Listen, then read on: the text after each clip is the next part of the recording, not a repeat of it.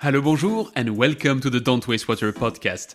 I'm your host, Antoine Walter, and in today's episode, I am thrilled to welcome back Jim Lauria as my guest. You may have discovered Podcast Jim a couple of months ago, together with Adam Tank. This time, it's quite different because we welcome the VP Sales and Marketing of the Massey Injector Company and the board member of the International Ozone Association, or simply put, Ozone Jim. Actually, Jim and his team at Massey went on a quest some weeks ago. They wanted to find out how to optimize ozone diffusion to maximize water treatment efficiency. Hence, Jim will tell us more about the two usual shapes of ozone diffusers and how they differ from one another when it comes to investment, energy, and operations and maintenance. He'll then also address bromine, bromates, process automation, and weight of OPEX and CAPEX in the lifetime of an ozone plant. In our conversation, Jim also addresses how ozone generator efficiencies may be reaching an asymptote, how new sensor technologies open new avenues for optimization, how it may be challenging to break industry habits, and how that may be integral to the vital nature of the water sector. He'll also cover how modeling can open new horizons for ozone applications and wider risk-taking, and how water reuse may become the new largest one. Finally, Jim shares how important it is to regularly upgrade your knowledge by following on your existing customers, but also how nothing exists in a vacuum, how you shall beware of seeing everything as a nail when you have a hammer, advanced oxidation processes, modular ozone generation, and much more. I hope you like this conversation. If you believe that any of what Jim shares is of interest to one of your friends, do them a favor. Grab their phones and subscribe them to the podcast. Don't want to steal a phone? Well, you can also send a message or post a link on social media. Come on, do it for them, and I'll meet you on the other side. You're listening to Don't Waste Water, the podcast that helps water professionals to improve their wastewater treatment, optimize their operation costs, and keep up with the latest market trends. This podcast is brought to you by GF Piping Systems.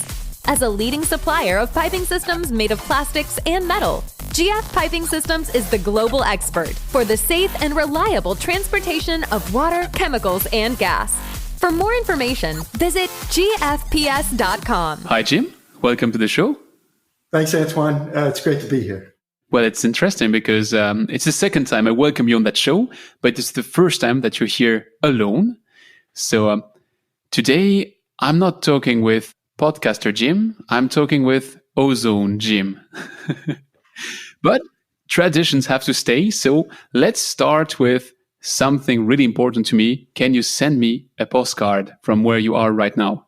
So I'm in San Francisco. As we were talking, it's a little cooler. Most of the people are hearing about the heat wave we have here in California, but typical of a summer day here in San Francisco, it's in the mid 50s. And we have the marine layer coming in, very foggy, should break up sometime around noon, but a welcome respite from the 100-degree heat that you're hearing from some of the other places around the state. So I alluded to this Ozone Jim, and given your path, you've not always been Ozone Jim. You have been through various different parts of this industry and other industries. And I was wondering, how do you first get interested into ozone, and how did you dive into that topic? Yeah, I got my degree in chemical engineering back many years ago. And when I started in my career, I started as a process engineer in the sugar industry. And it was a great experience for a young chemical engineer because there's so many unit processes within the sugar making process. And so became aware of filtration, clarification, activated carbon adsorption, responsible for the boiler treatment, for the cooling tower treatment. And so as far as water was concerned, became involved with UV technology and ozone. So touched on all those different aspects of water treatment. But it wasn't until I joined Massey back about 6 years ago that I really got focused on ozone, because one of the most important technologies that Massey manufactures and designs is getting oxygen species into the water, whether it's air, oxygen, pure oxygen, and ozone. It's difficult to get ozone into water. A lot of other gases are easy to dissolve, but you really need some extra effort to put ozone, as you well know, into water. So that's kind of been the genesis. I've been involved in the mining industry, so ozone used there for some processing technologies. So I touched on it a lot, but only in the last 6 years did I really become understanding of its importance and its use in various treatment technologies. So you're already spoiling a bit what we will be discussing in a minute. And I think you had a perfect encapsulation when we were preparing for that discussion, because you said it's all well to produce ozone and to generate ozone, but if you never apply it to anything, be it water or another application, you're just producing it for nothing. But right before we jump into that part, you said that it's now 6 years that you're with Mazi, and sometimes, you start in a new field and you're just happy to be in that new field, even though you just said it's not that new to you. But you took that challenge really on a full different level. I mean, you said, okay, I'm in ozone now. What is out there? It's the International Ozone Association. Well, I need to get on that board, and you're on the board of the International Ozone Association. So how does that happen? Why did you want to hop on? And what is at all this International Ozone Association? Right. So, I think it's really important for individuals in a given industry to give back and to really lend themselves to working with their trade organizations. And the trade organizations really have a lot of information that they can share with the members to push forward that technology. So as far as ozone's concerned, the International Ozone Association has a lot of people involved from the consulting engineering side of the business, utility operators, manufacturers, designers. And so I felt that, number one, I'd like to learn from these experts, right? So gave me the opportunity to get together with them and understand what's going on, look at some of the technical papers that are being presented, and then also to give back both in terms of what I could give back personally, but what Mazi could give back.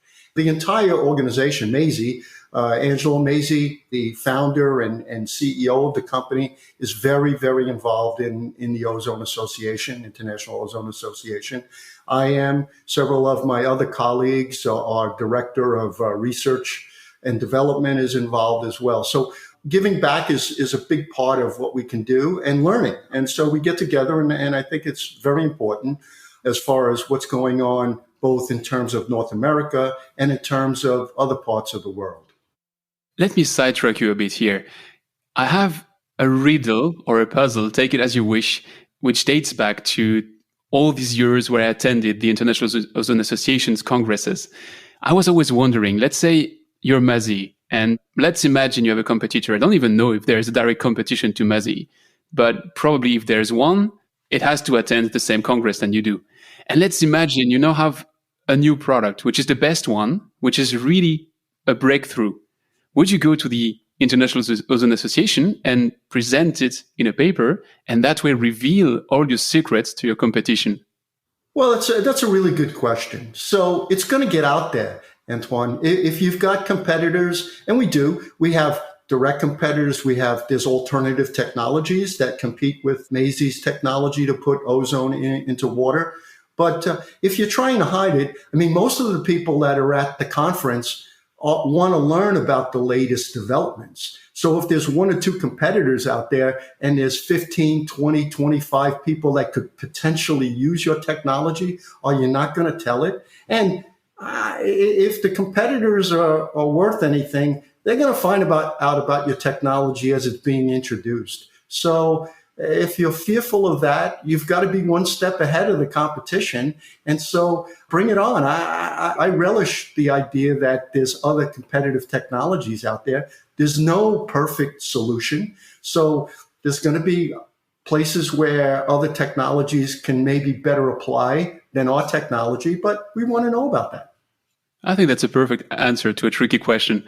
I already stumbled a couple of times on the International Ozone Association, so I'm going to call it IOA for the rest of this interview, because that way it's going to be a bit more easier in my mouth. So sorry for the acronym for the one listening to that.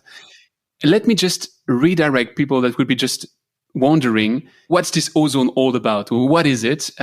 We won't be covering that today because I released on the podcast Water 101 on ozone. So there you have the basics. So I'd consider here that the basics are covered.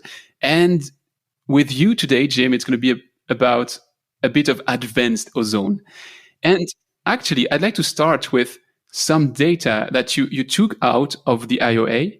And you published a very interesting paper, which is going to be a mine and a gold mine of information for me to nurture this conversation today. And your paper was actually looking at the 425 ozone installations there is in North America.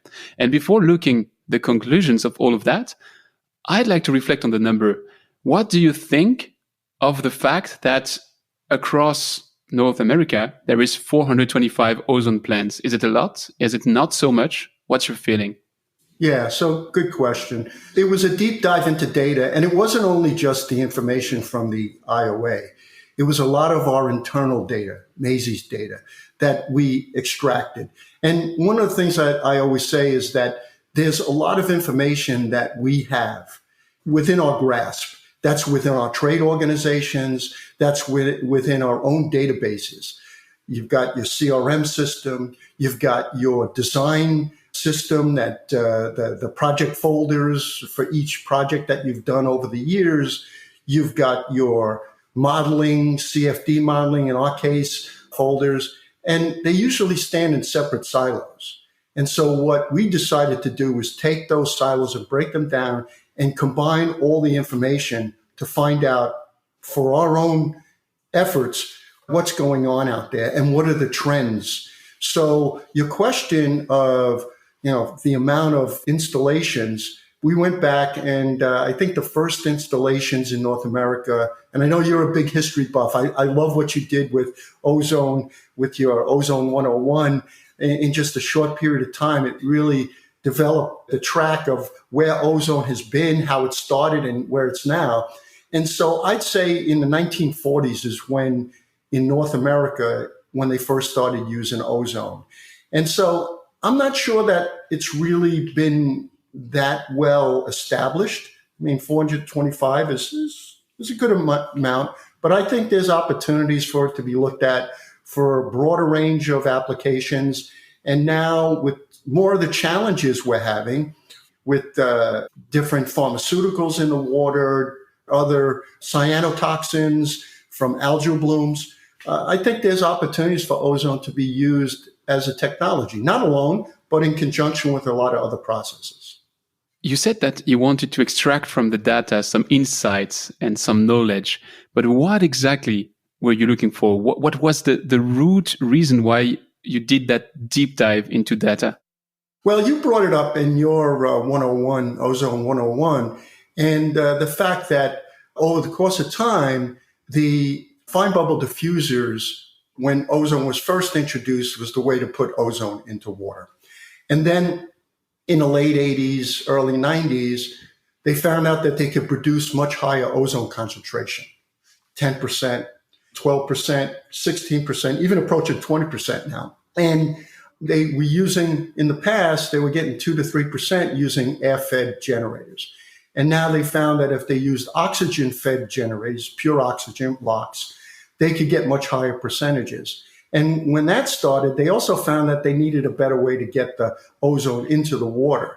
And that's when side stream injection really started coming into play. And that's the trends we saw in the mid-90s as these higher ozone generators could produce more concentrated ozone. The way to get it in the water was better using side stream injection. That's been the trend since the mid-90s to the early 2000s and even up to now. I think we have to do a pit stop here to explain what's the fine bubble diffuser, how it works, and what's the side stream injection. But right before, I have to tell you a crazy anecdote, because somehow I have to tell on every podcast that I'm French.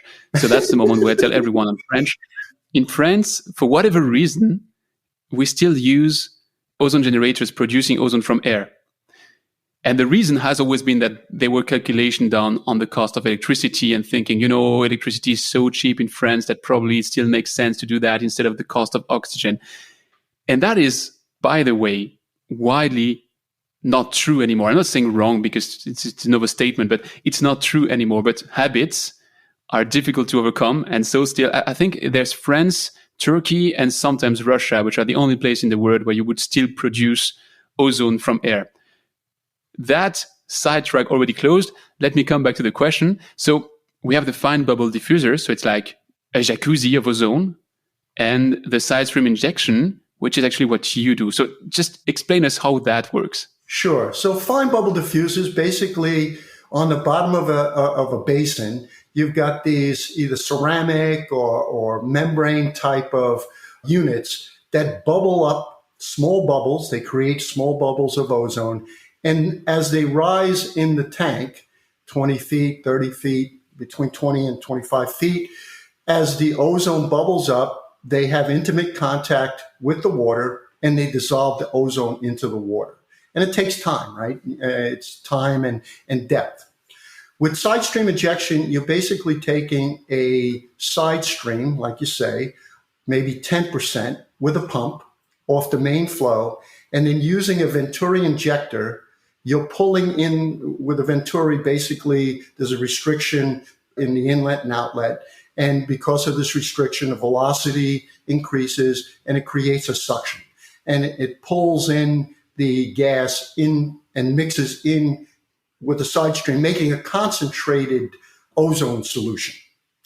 But then you have to mix that concentrated ozone solution back into the main flow.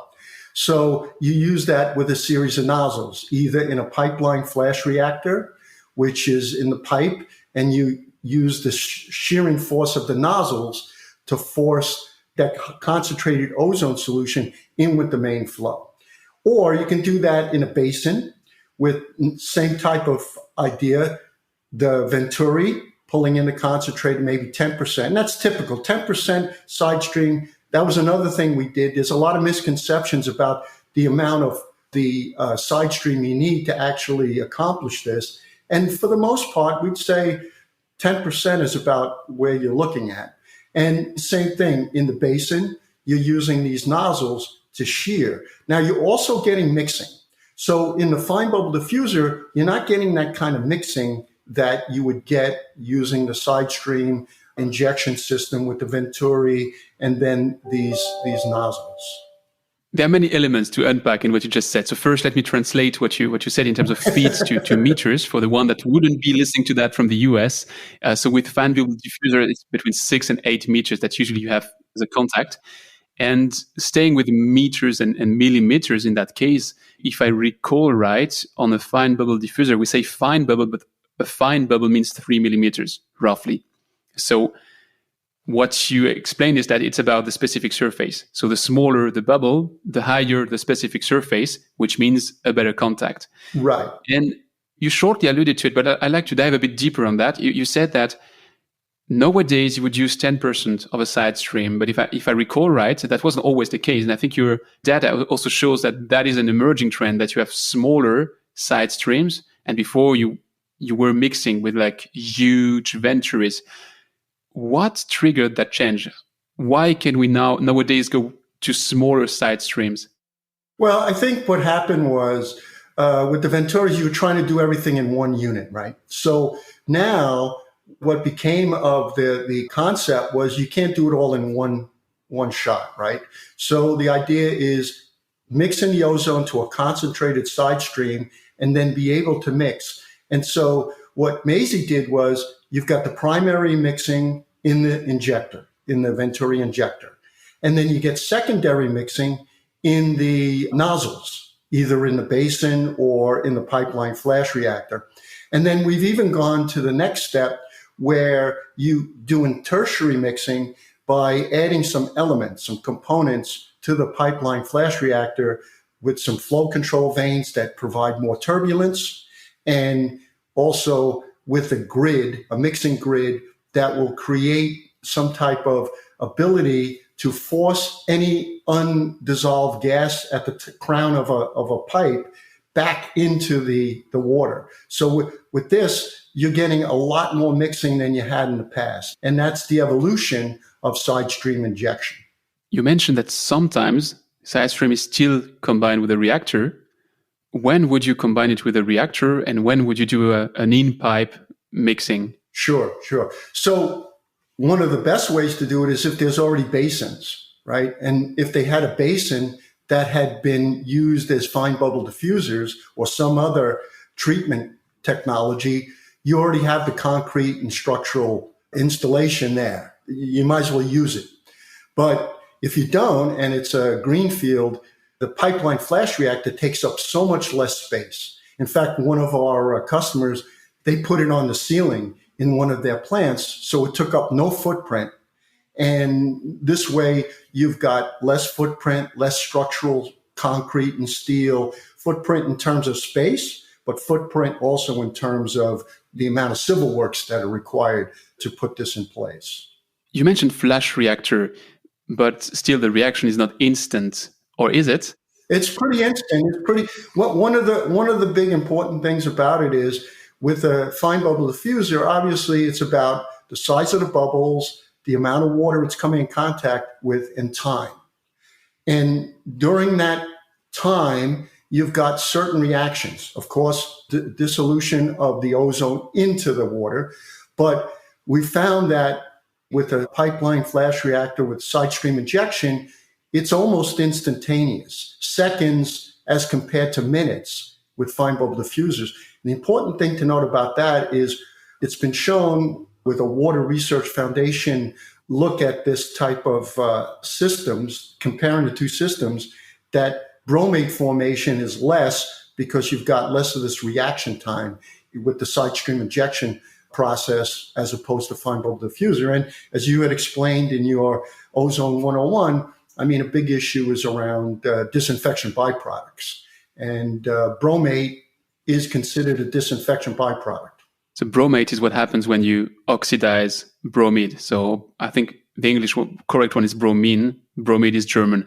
But basically, you have that precursor in water, which is absolutely harmless. You oxidize it, and then you get bromate, which is carcinogenic. And it's cool that you come on that topic of bromate, because I'm pretty sure you must have a scientific answer to my tricky question. Because, I mean, it's not a secret. I've been in that business as well. I've been working with ozone, and we had our own side stream injectors, which in the US used to be MASI, but in Europe used to be different.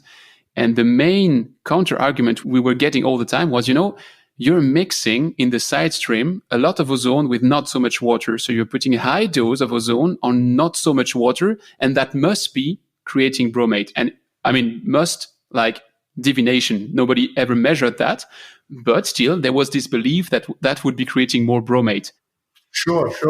So that was what the Water Research Foundation investigated. And it happened around a plant up in Canada that was using both side stream injection and had another plant close by using the same water source that was using fine bubble diffusers. And they found that the bromate formation was much, much less using side stream injection plant. So, I mean, theory is one thing, but, in practice, it was found that in actuality, the bromate was formed a lot less using side stream rather than fine bubble diffusers.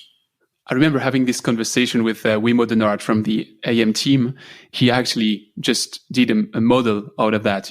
I think he even called it Amozone, which is a nice pun.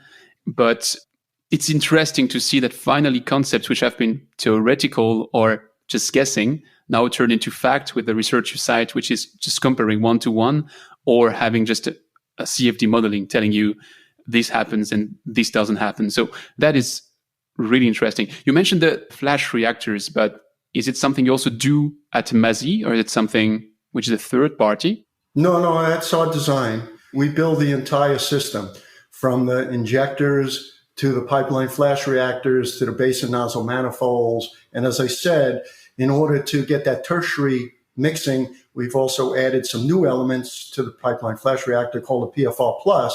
So you get that turbulent flow, which is important because what we found was a lot of water reuse plants, they change flows quite a bit. So sometimes they're running at, let's say, 10 MGD, and other times they're running at 50 MGD.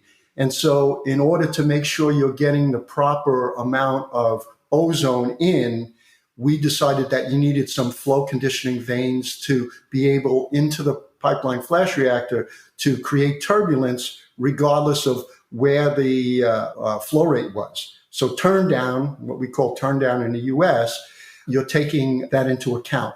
And also, as I said, we've added this mixing grid, low amount of pressure drop, but also at the end of the pipeline flash reactor to make sure that you're forcing any undissolved ozone that would be at the crown of the pipeline back into the main flow of water. Do you have like an idea of the ratio? If I see all those elements as individual workers, we have the first worker, which is the venturi injector. The second worker is the nozzle. The third worker is maybe the mixing element you have in the flash reactor.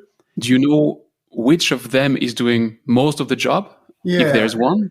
Well, I think it's pretty typical, right, for any process that upstream is always going to do the most work than the downstream, right? And, being starting my career as a process engineer, I always look at that way.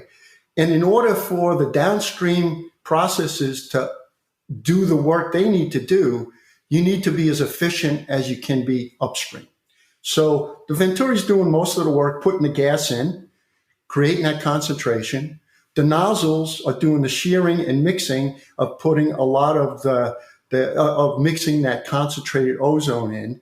And then the downstream, either the flow conditioning vanes upstream of the pipeline flash reactor or the mixing grid is doing some of the work. So I'd say, it's like any other process. Most of the work is primary, then the next is secondary, and then final. And I like to use those terms because the water treatment people, they understand that whole idea of primary, secondary, tertiary treatment, right? And it's exactly that. Most of the work is done, in the primary stage and then secondary and then tertiary. Very true. Let's go to the bone of that full story. Why do we speak about this efficiency? It's because usually when let's say you test your water and you say, I need that much ozone dose, it's not that much ozone that you produce in your generator and then pour in the air if you wish to do it.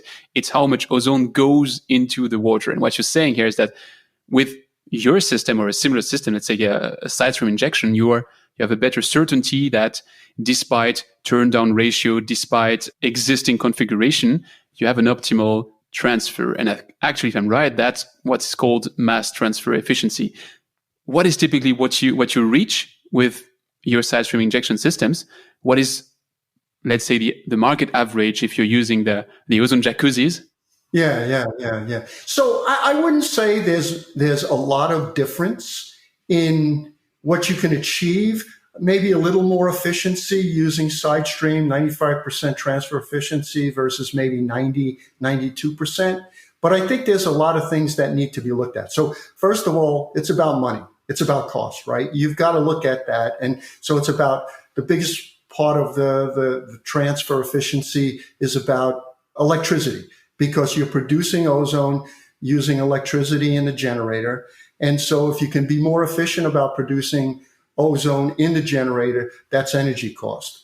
And then you're talking about maintenance, you're talking about safety, a lot of those things around the operating costs of the system. And then, of course, capital costs. We talked about that. And so capital costs is about footprint, civil works, size of the plant, where you can locate the system. So it's about CapEx and OpEx, installation, maintenance. And there's one other issue that, we're just starting to find this out. And it's important because it all relates back to how the plant is going to operate overall, is the homogeneous nature of being able to put the ozone in the water. Because as we're going forward, we're talking about real-time monitoring.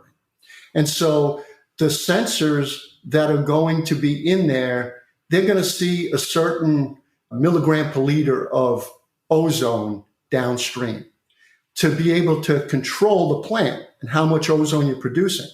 Now, with side stream injection, you're getting a lot lower coefficient of variation. So in other words, you see more of the water you get more ozone across a certain level of water consistently than with the fine bubble diffusers.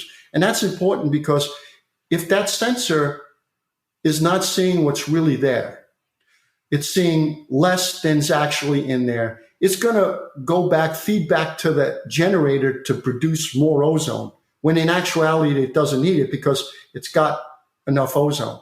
Conversely, if it sees too much at that given sensor, it's going to go and tell the generator, hey, we've got enough, don't produce any more. And so we're about to publish a paper, again, comparing two places that are using side stream side by side with side stream injection. And there's a lot less hysteresis. So there's a lot less hunting because you're producing more of a homogeneous ozonated water stream with side stream injection than you are with fine bubble diffusers.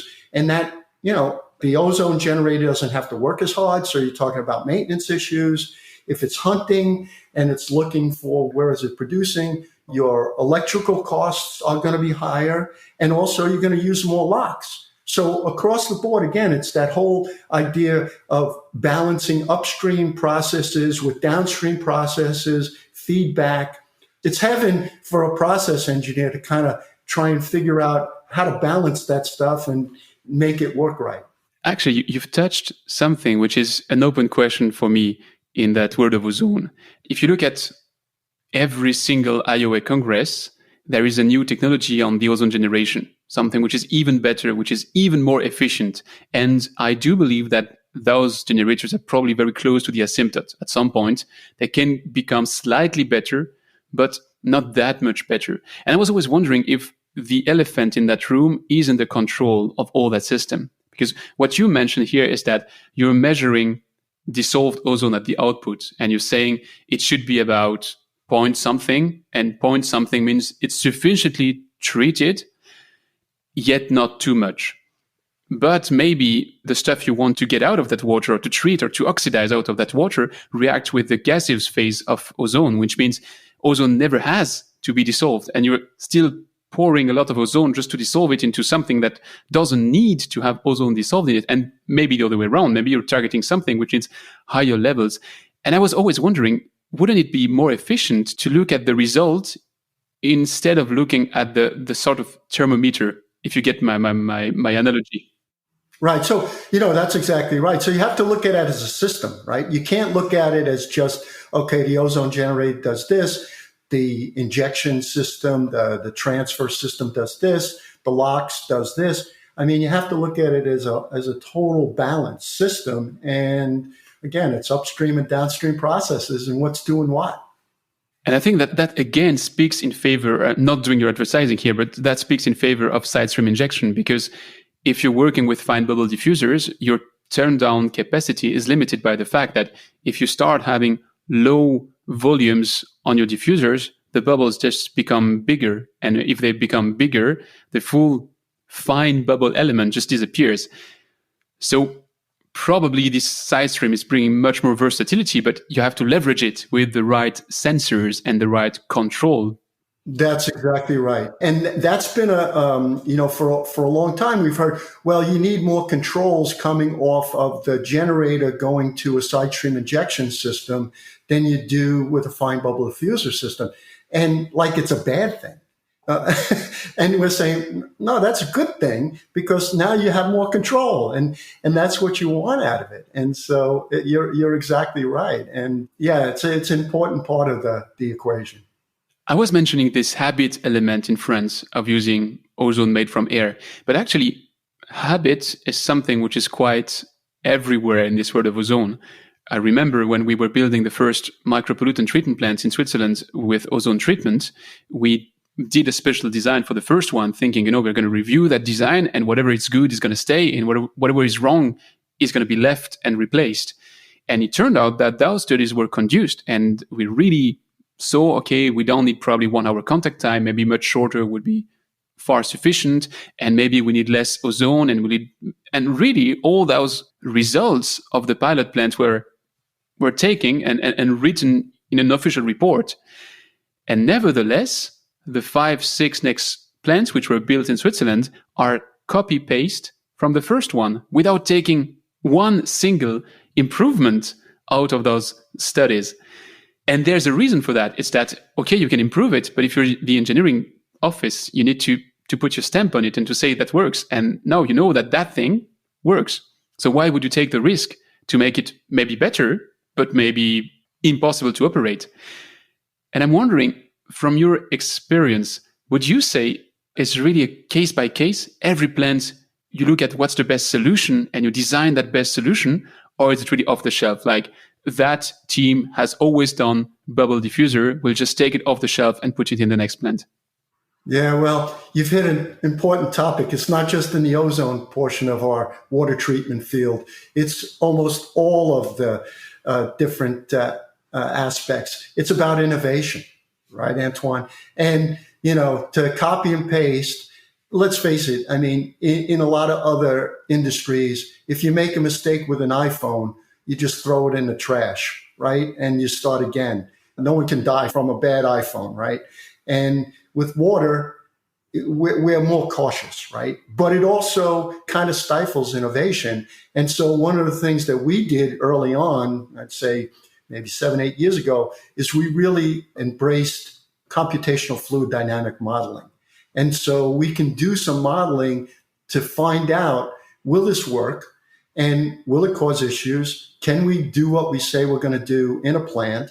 And the use of CFD modeling also has helped us where we didn't exactly get what we thought we were going to get, but we could do pretty rapid troubleshooting at a plant where we installed the system and we were confident that we could fix the problem without a lot of trial and error of going back and forth trying to find, will this work? Will that work? No, we figured it out. Here's what we need to do. We need to make this change. We need to increase the horsepower on this pump, whatever it might take. So, you hit on an important point. And I think with CFD modeling, with automated design software that can pull from other designs that were done in the past, what I'm talking about here, our good friend Adam Tank. And, You had to pour in Adam, of course. I had to. He's, as I call him, my podcast partner. So, and that's a good thing. And so, with software and digital technologies, we're getting more innovation and taking, I wouldn't say bigger risks, but we're not as afraid to say, let's try a new design because we can prove it out in a model before we actually install it, and it may go wrong, right? But I know we can do CFD. And when I was working in Ozone, which is now I started almost 10 years ago, we already could do CFD. But because we could, we still didn't do it. It was still, a lot was done out of habit. So I'm just wondering, what would you say is the ratio of plants that you see, which are written like, hey, come on, that plant is similar to that other one. Let's not do a CFD. Let's just copy paste. Yeah. Well, I see it changing. I mean, I think more and more of our projects are requesting CFD modeling to prove out what we're trying to design. So I see the trend being that way. We feel strongly that if we're going to give a performance guarantee on the ozone residual, the percent transfer efficiency, if we haven't done a plant like that before, then we insist that, or it's tricky, or there's different aspects that, have some issues, then we'll insist that CFD modeling be part of the project. So it's a reassuring point that things are evolving, and I take your word, and honestly, that's really something positive. Now there's a part where I'm still wondering how advanced the feeling is on the market. It's something you already alluded to, the CapEx, OpEx side of things. If I recall right, but you're going to correct me straight away because now I'm a bit rusty on that topic. If I recall right, an ozone plant is paying itself back. I mean, you're re-giving the same amount of money in operating costs compared to CapEx roughly every 2 to 5 years. Yeah, I like to use the, over a 20-year life cycle, if you look at that, right? So that's how I like to look at it. I'd say the CapEx and installation costs is 1/3 of the total life cycle cost, and OpEx is 2/3. And I'd say that's pretty standard for most water treatment systems. True. I think in the ozone world, it's maybe even more potent than in other ones, how you can go a bit cheaper in the design and harm quite a lot your OPEX on the long run. Or maybe it's because I know a bit better the ozone than the other processes. In Europe, that started, I would say, not even a decade ago, that in a tender, you would not only call for a price, but also for a guarantee over operating costs. Is that common practice? Oh, absolutely. Absolutely. I mean, it has to be. What's interesting is if you look at the people that are buying the equipment, at least in North America, the contractors are the ones that are buying the equipment and installing it. The engineering firms are the ones that are specifying it. The utility is the one that has to operate it, and they're going to be stuck with the costs, both as far as the capital and installation and over that 20-year life cycle period. So there's a lot of moving parts, and you've got to convince everybody that you need to look at that total life cycle cost as part of it. And I think it's changed quite a bit. In my time with Mazie, it's been pretty standard that people are looking at those overall costs, the electricity, the chemicals that are being used, the maintenance that is being required for a particular process technology, the labor, safety, right? Safety is a big thing with risk. So I think people are looking at it more holistically than they have in the past. And that's a good thing. But still, it's a complex matter because you have so many levers on which you can play. I always remember it was one of my first days when I started at Ozonia. I had a series of trainings and we had like 3 dinosaurs there in the company. So Hans-Peter Fellmann, Walter Uttinger, and Martin Rothlin. And those 3 were like having, the day they leave the company, I hope that they put all their brains somehow in the fridge that they still have access to that wealth of data. And they were showing me a table which was saying, basically, we have like this 2, 3, 4 ozone generators in the range. But if you look at it, it's over 1 million possible combinations because you can be playing with the feed gas, you can be playing with the diffusion, you can be playing with so much elements. And you made a hidden advertising to Transcend and to Adam just minutes ago. And I think what they're doing is amazing in terms of disruption of the way we design our systems. But is it really something achievable to say we can go to that level of complexity and find out what's the best lever to play with? Or do you still need some magic? It's a matter of why we went to the deep dive into our data, right? So, there's 425, you mentioned 425. Now, not all those amazing plants, right? But we've got a good amount of them. And so taking that information and putting in some kind of engine, because, you look at a wide range of applications, but they're not all that different. There's a certain amount of, there's ones that are being used for iron and manganese precipitation. There's ones for disinfection. There's other ones for odor control, color. So you take those and you put them in a model and you say, okay, look, here's a good starting point. And so you've got more of a chance. And then you marry that to computational fluid dynamic modeling that you've done for pilot testing for other things. That's where we're going to be. And it's not going to be too long, far down the road. Out of these 425 plants that you surveyed, that you checked the data, what's the percentage of them which were drinking water plants?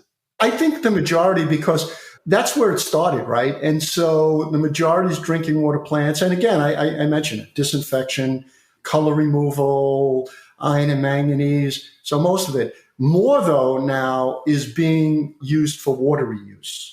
The trend is in that direction. So I'd say most of those plants that we surveyed were more drinking water plants. But now we're seeing, because water reuse is such a big issue now, and ozone has many good applications for water reuse and needs higher concentrations of ozone, of course, because you're talking about organics, breaking down the organics. So much more concentration of ozone that needs to be put in the water to do the job.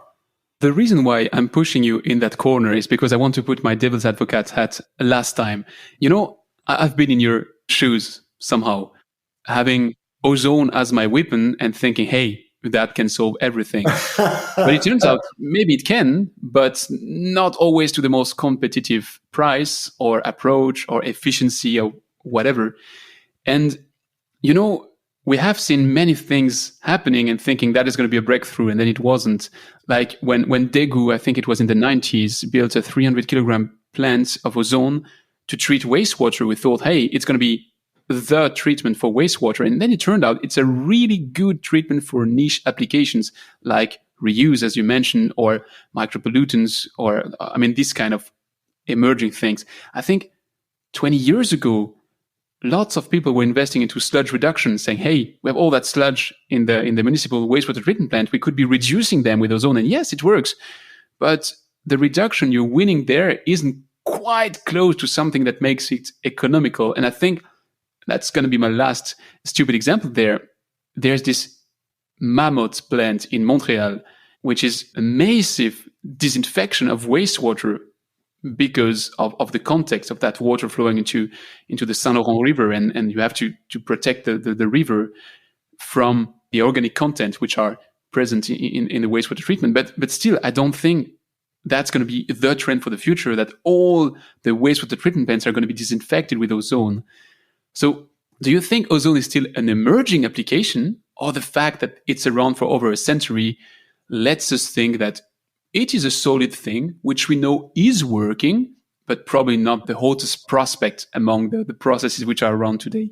Well, so, we started the discussion around me being a process engineer. So a process engineer realizes that nothing exists in a vacuum, and each process lends itself to something, right? You build a house, you don't have just a screwdriver or just a hammer or just a saw. You need all the tools to build that house.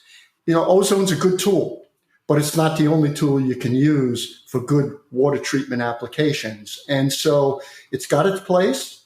And also it has to exist in terms of what other processes can it be used with. That's, I see, the growing opportunities. So you've got AOP, right? You use it in conjunction, ozone in conjunction with UV, with the hydrogen peroxide, with other oxidants, other treatment technologies.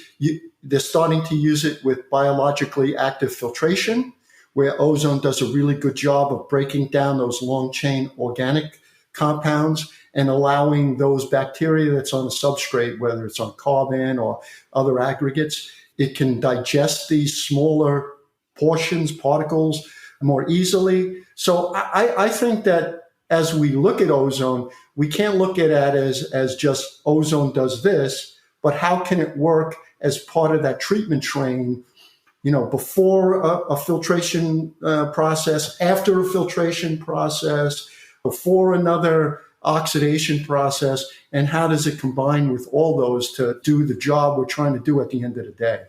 Who ensures that we still leave some room for the crazy ideas?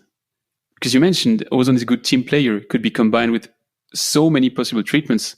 And just to give you an example of what I'm thinking of here, I recall, I would say 6-7 years ago, we did a study by injecting ozone as a pre-treatment in wastewater treatment to remove micropollutants. And the consensus was ozone is going to target everything but micropollutants because it's still so heavily polluted at that stage. No chance that it targets the right thing. And it turned out that worked pretty well to remove micropollutants. But it goes against your brain. It goes against your intuition. So it's hard to convince everyone to test out that thing that made absolutely stupid. So is there still a place for crazy ideas? Yeah. And then by you guys doing that, I think it opened up some ideas. So maybe ozone could be more effective if you removed a certain level of other organics that were in that wastewater that ozone would react with, where there's other pollutants that you could let through that prior treatment system, and then ozone could target it without removing those, the ones where ozone didn't react with. That's the kind of innovation that we need to think about. And so pilot testing, modeling, all these things are really good things to be able to discover where ozone might have its best applications. It's amazing because Ozone Jim knows his stuff, because I'm really taking you off guard with a question, and you nail it, because if I remember right, the reason why that works is because ozone and raw wastewater is a kind of advanced oxidation process. You're also creating hydroxyl radicals. I have to say, excellent answer. Jim, it's been a pleasure to have this deep dive with you. I propose you to switch to the rapid fire questions. Sure.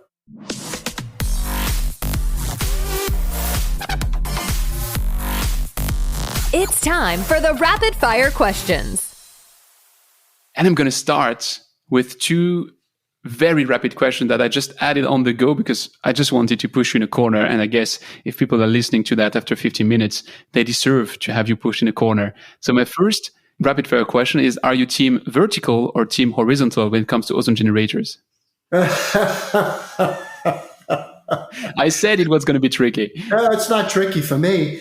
We don't care how you generate the ozone. We just know that Mazy Injector has the best technology to put it into the water.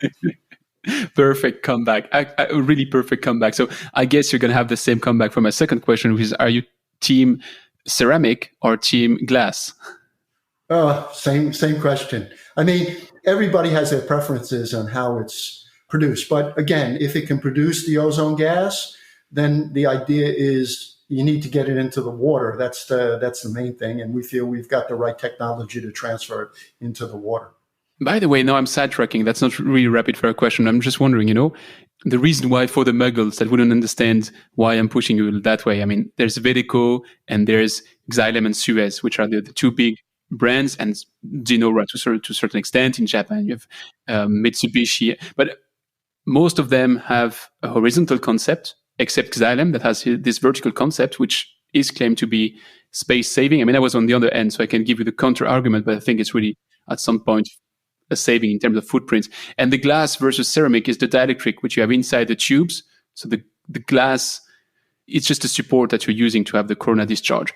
But the reason why I'm making this kind of precision right now is that what I've seen emerging towards the end of my ozone times is this trend for modularity and generators that were maybe a bit less energetically efficient, but were producing higher amounts of ozone, higher concentrations of ozone at least, and that you could just put everywhere in the plant because they were so small, so compact. Is it something which you see as a trend in the ozone world, or is it really a niche in the niche? Yeah, well, I mean, we talked about that before. Side stream injection, where you mention it, more flexibility, where you can turn a pump on or turn a pump off. So it allows you to run a system more efficiently than fine bubble diffusers. And so the same idea, modularity with the ozone generators, all depends on the application, of course. Okay, I stopped pushing you in the corner. Let's go back to the rapid fire question. Actually, to the second set of rapid fire questions. So the one for the returning guests. So my first question is going to be, what is your favorite part of a project? I love the process design. I tell my sales team, look, I don't want salesmen, salespeople, saleswomen. I want process detectives, because in order to sell your technology, you really need to know what's upstream of your technology and what's downstream, because that's how you're going to understand how to sell the benefits of what you're bringing. It's safeguarding that downstream process and how is it interacting with the upstream process. So, I like the process design part of the project and understanding the benefits that can accrue to the customer based on the technology you're offering. Very interesting take and very valid point, I guess. Is there something that you're doing today in your job that you will not be doing in 10 years? So I think we talked about it. I think with the design, there's going to be less of the idea that we have to do it by hand, right? And less of the risk of not putting the right design out there. And it's all around design. And I think that's going to be the real case of what not only me, but what my company is going to be doing, and other companies in the water treatment field of, using Excel spreadsheets to come up with a design of a particular model of a water treatment plant. So that's the third ad for Adam today. Well, I'm not advocating. I mean, there's probably other software design that's going to be out there, and Adam's not going to be selling in a vacuum. And I don't have any interest in Transcend Water. He's just my friend. But I recognize the opportunities there. And, I am a big fan of CFD modeling. We have our own CFD modeling engineers on staff at Maisie, and we're a small company, but we've put a lot of emphasis on that type of modeling for our customers.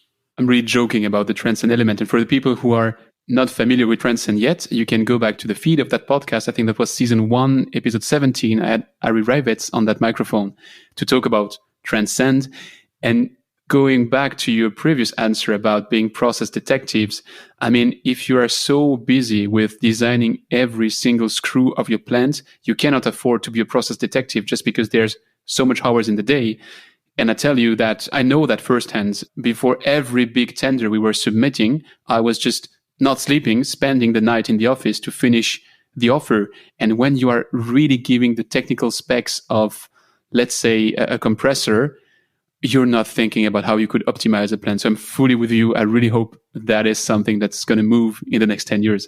And you're not visiting those plants that use your technology to find out how well they're working, right? You're not going and talking to customers that could retrofit your technology into their upgraded plants. That's the idea. It's not so much picking and choosing which design software is the right one. It's that this is where it's going. And it's going to make all our jobs easier in that regard. But then we have to take that time that we would devote to doing our calculations and using that time for more productive things that we talk about is understanding, how the benefits of our technology can work in a given process. What is the trend in our industry that you would like to see ending and disappearing forever? Well, we talked about it, innovation. I mean, we have to be more innovative. Cut and paste isn't going to work anymore. We as engineers in the industry have to really embrace that and do everything we can to understand how we can speed up innovation. That's a thing. I mean, we innovate, right? But can we do it faster and with less trial and error? That's the big thing. And last question for me here. Can you name one thing that you've learned the hard way? The one thing I've learned the hard way is I started my career as process engineer, but I moved into sales pretty quickly. So, I feel like I've taken those steps to understand going the hard way of working and not being able to do the things that I'd like to do. You said, the times you sat up at night doing the design work, when I much rather would have been in somebody's plant, tracing the lines and understanding, this is where the water comes in from. This is where the water goes out of. What are all the nuances? Talking to the operator, what are the issues he has? I would say being able to get out there and actually, as some of my Israeli friends say, taste the air, right? You're out there and actually seeing. So rather than sitting behind a desk, actually getting out into the field. And so the less time I've spent in the field has been not as beneficial as the time sitting behind a desk, right? So, Jim, it's been a pleasure, as always, discussing with you. We are releasing that episode in August 2021. So if you're listening to that very far in the future, you cannot benefit of what I'm saying right now. But I think you're going to the IOA conference towards the end of August. Is that right? It is. It is the August 30th into September. A lot of good presentations. I'm going to be giving a presentation on ozone optimization.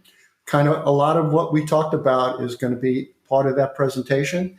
And I'm also giving a presentation, a very entertaining one, informative one, on the use of ozone in the cannabis industry. Now you got me hooked. I knew I would. Is that a physical conference or is it going to be also digital? No, it's just a virtual conference. Right? End of August 30th through into the beginning of September. And so for the one that wouldn't be attending that conference, I guess I can still redirect them to your LinkedIn and probably to the What Are We Talking About podcast. Absolutely. Or you can reach me directly at jloria@maisie.net. happy to engage anyway. LinkedIn is always a good place to engage with me. And you can also go on the IOA website and learn more about the conference as well. Register there. Which just gives me an additional question, which has nothing to do with disclosing, which would have been in the deep dive, but I'm now very curious. I have to add that one. I mentioned that when I was working for Zonia, which now part of Suez, I think all of our North American plants were with Maze, and none of the European ones or Asian one were with Maze. And I'm just wondering, are you a North American company or are you a worldwide company? So we're a global company, and obviously we're concentrated in the U.S., but it's more about educating the rest of the world about the advantages of side stream injection. And so, that's my goal. I've got a project team that's working on how can we advance this technology in Europe. And as you said before, I lived a lot of previous lives before Maze. And I lived in Hong Kong for a number of years, and I did a lot of work in Japan. So one of the things that I want to do in 2022 is go and visit Japan and visit Mitsubishi and Fuji to explain to them our concepts and some of these things that we've learned in North America, and maybe be able to apply them with my project team in Europe and then with my own efforts in Japan. So that's part of our goals to really expand the concepts of this technology into other parts of the world. Well, that makes for a perfect conclusion, because that gives me the opportunity to give you an open invitation whenever you have a nice reference to talk about in Japan or in the middle of good old Europe. I'd be glad to see how the muggles of side stream injection react to what you bring them, because they might still love their ozone jacuzzis. Thanks a lot, Jim. Thanks for listening to Don't Waste Water. This podcast was brought to you by GF Piping Systems. Loved this episode? Head over to Apple Podcasts to subscribe, rate, and leave a review. See you next time.